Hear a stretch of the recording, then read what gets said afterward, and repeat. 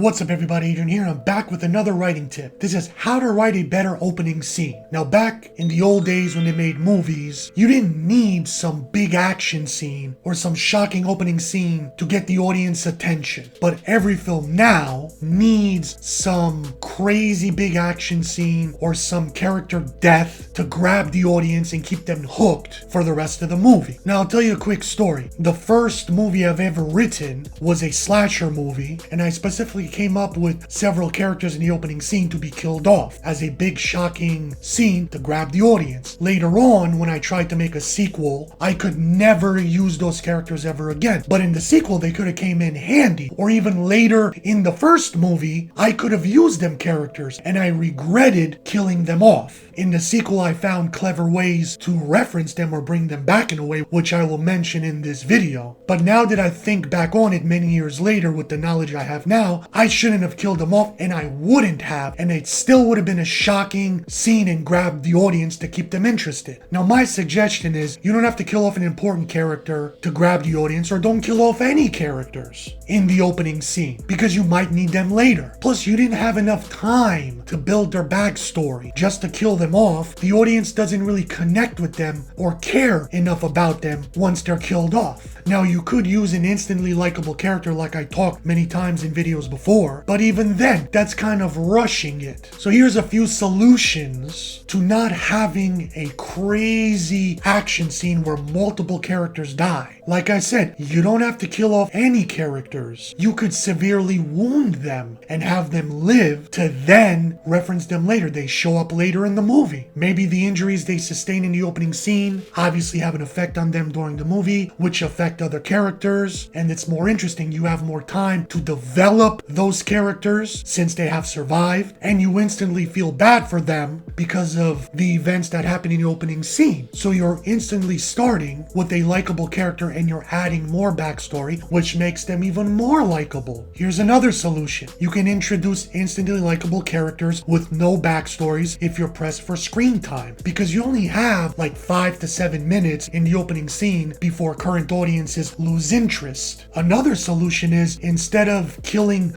good characters off that you care about, why don't you kill bad characters off? Hateable characters, villainous characters. The audience doesn't like them, so if they die, they're not gonna feel bad. In fact, they want those bad characters to die because they're villains, so they're satisfying once they're killed off. And you can keep the good characters to continue in the movie and build up their background. Now let's say you hate this writing tip and you say, Adrian, I'm not gonna listen to you. I want a big, extravagant action scene to grab the audience. I'm gonna kill every character and I don't care if they live. I'm like, okay, well here's a solution for that too. If you want to kill the characters off, there's ways to bring them back to continue to build their backstory, or have other characters in the movie that have lived, that have survived, to continue their backstory based on the characters you killed off. So a way to bring the dead characters back are in flashback scenes. How about just showing some photos of the deceased characters? How about the surviving characters